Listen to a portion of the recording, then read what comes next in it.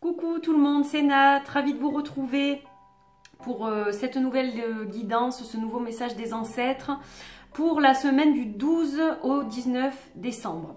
Alors, cette semaine, on va travailler avec deux autres jeux complètement différents qui sont de culture amérindienne. Aujourd'hui, je porte mon petit attrape-rêve. Voilà, donc c'est peut-être ça qui m'a influencé pour le choix de mes jeux. Donc on va travailler avec The Star That Never Walks Around de Stella Bennett, qui est un jeu de culture native américaine, donc voilà, que j'adore, qui est très particulier. Vous allez voir, c'est un tarot rond. Et on va travailler avec le Sacred Vision Oracle Cards de Lynn V. Andrews et Robert Taylor. Voilà, qui est très beau aussi, donc deux jeux qui vont bien ensemble. Et on finira avec le petit message de notre amie Wassima, que je tiens à féliciter d'ailleurs pour le taroton que je n'ai pas pu encore regarder malheureusement, mais je vais regarder toutes les vidéos dès que je peux, puisqu'on a la chance de pouvoir les regarder. Je regarde ma tête, je me dis waouh, on voit bien que c'est le soir, mais oh, j'ai une sale tête ce soir, je suis fatiguée. Bref, donc voilà, Wassima, bravo pour l'organisation du taroton, désolée de ne pas avoir pu y participer. Mais je suis sûre que je vais me régaler avec la vidéo des copains et des copines. Voilà. Alors, on va donc voir un petit peu la guidance que nous avons cette semaine. Donc, les cartes Sacred Visions. C'est un très très bel oracle, hein, vraiment très très bel oracle amérindien. Que j'utilise de façon un peu particulière parce que je ne l'utilise pas vraiment comment il a été conçu. Voilà, je l'utilise un peu à ma façon. Donc, allez, on va le mélanger. Et d'ailleurs, je ne sais pas pourquoi je commence par l'oracle. Non, c'est par le tarot. On va commencer par le tarot. Donc, très beau tarot rond, comme vous le voyez. Voilà, de culture amérindienne aussi. Donc, je vais le mélanger. Ça, c'est le dos. Je suis un peu, vous voyez, je suis perturbée parce que c'est le soir, qu'il est tard. Mais je sais que je n'aurai pas le temps de faire ma guidance demain, mercredi. Donc c'est pour ça que je la fais maintenant, parce que je tiens absolument à la faire. Pour vous et pour moi aussi, pour tout le monde en fait. Que tout le monde en profite et en tire un message, un enseignement. Voilà, je trouve ça vraiment sympa. J'adore faire cette rubrique tous les mercredis, je trouve ça chouette. Allez, houp là. Alors on va couper. C'est rond, c'est pas facile. J'ai fait bouger le trépied, je crois. Le 10 de papillon. Alors, le 10 de papillon, c'est l'élément R, le 10 des épées, donc. Alors là, qu'est-ce qu'on voit sur cette carte? On voit des criquets qui sont en train de dévorer des épis de blé. Donc, en fait, cette carte, elle nous parle de dévastation, de destruction. C'est un peu ça, hein, le 10 des épées. Alors, en fait, les criquets, vous savez que ça, les sauterelles, les criquets, ça peut dévaster des champs entiers, hein. Ça peut vraiment manger absolument tout un champ et dévaster complètement les cultures. Donc en fait, cette carte, elle nous dit attention. Attention de ne pas se laisser dévorer par notre ego. Attention de ne pas se laisser dévorer par nos ambitions. Parce que peut-être qu'on ne regarde pas dans la bonne direction. Les ancêtres sont en train de nous dire qu'il faut peut-être mieux visualiser certaines choses.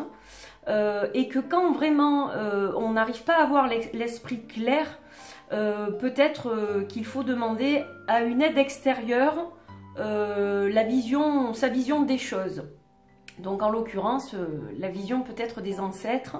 Donc là, ils nous disent que plutôt que de se concentrer sur des choses qui ne sont pas atteignables, plutôt que de se concentrer sur des choses qu'on ne peut pas réaliser, eh bien, il faut rester focus, faire le focus, rester concentré sur des choses que l'on peut réaliser.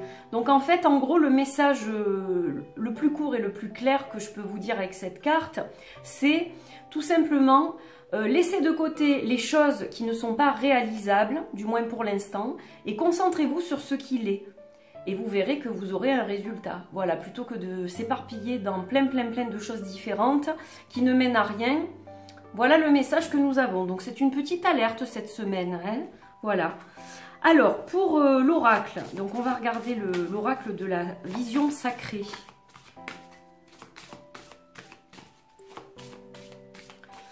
on va regarder ce que ça nous dit. Donc là, hop, on coupe. Et on va tirer une carte. Hop. Alors, la carte du rêve. Donc, les rêves qui deviennent incontrôlables. Donc là, sur cette carte, vous voyez un aigle, ici, au premier plan. Alors, ça brille peut-être un peu. Puis, vous voyez ce visage qui est déformé, avec plusieurs bouches.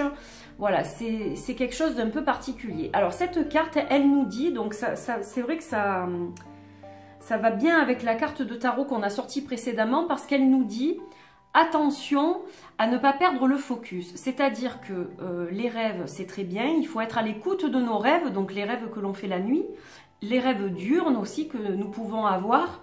Simplement, il faut faire attention aux objectifs qu'on peut avoir. Il faut rester concentré sur un objectif précis. Éviter de s'éparpiller pour ne pas faire n'importe quoi. Donc là, ça parle d'éparpillement. Vous voyez, il y a un petit texte derrière. Donc ça parle d'éparpillement. Quand on commence à partir dans tous les sens, ça nous dit que le pouvoir que nous pouvons avoir de réaliser nos rêves, eh bien, il se perd complètement à ce moment-là. Donc, voilà, c'est une alerte supplémentaire. Par exemple, si on prend l'exemple de l'aigle, si on se met à la place de l'aigle, alors ça va être difficile ça, mais en gros, on nous dit de nous mettre à la place de se mettre à la place de cet aigle. Qu'est-ce que pense cet aigle? Est-ce qu'il voudrait être autre chose que ce qu'il est en réalité, c'est-à-dire un oiseau merveilleux que Dieu a créé? Est-ce que cet aigle a envie d'être autre chose que ce qu'il est dans sa vraie nature? Non. Eh bien, c'est ce que ça nous dit. N'essayez pas d'être autre chose que votre vraie nature. Respectez votre vraie nature et que vos objectifs soient intimement liés à votre vraie nature. Voilà, donc attention, restez bien concentré sur votre objectif. N'essayez pas d'aller dans des directions qui ne sont pas les vôtres, qui ne sont pas pour vous. Vous le savez pertinemment au fond de vous, hein, c'est ce que ça vous dit. Et donc les ancêtres, si vous vous posez la question, vous confortent dans cette idée. Voilà le tirage d'aujourd'hui pour cette semaine. Donc on va terminer, on ne se quitte pas tout de suite. Hein. Alors c'est toujours des messages sages un peu qui nous arrivent de là-haut, hein, de nos ancêtres, de nos lignées respectives, féminines et masculines. Là on est dans un tirage général bien sûr. Donc, on va mélanger le jeu de Wassima et il y a une carte qui s'échappe et qui nous dit « Aujourd'hui, je me fais un nettoyage énergétique. Sauge, bain de sel, prière. » Donc voilà, peut-être clarifier son être, son aura, ses énergies pour pouvoir de nouveau se focaliser, se débarrasser des choses qui ne servent à rien, pour de nouveau se focaliser sur quelque chose de précis et aller au bout de cet objectif. Donc, pendant cette semaine, donc soit aujourd'hui, mercredi, soit dans la semaine, faites-vous un nettoyage énergétique. Voilà le petit conseil de notre ami Wassima. J'adore ce jeu. Il est super pour clôturer les tirages, je trouve. Voilà, c'est un outil absolument fantastique. Donc, je vous souhaite une belle semaine. J'espère que ce tirage vous aura apporté quelque chose de positif dans votre vie, que ça vous aide sur votre chemin.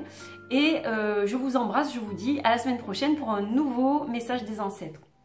À bientôt et merci aux ancêtres qui nous accompagnent chaque semaine. Bye bye!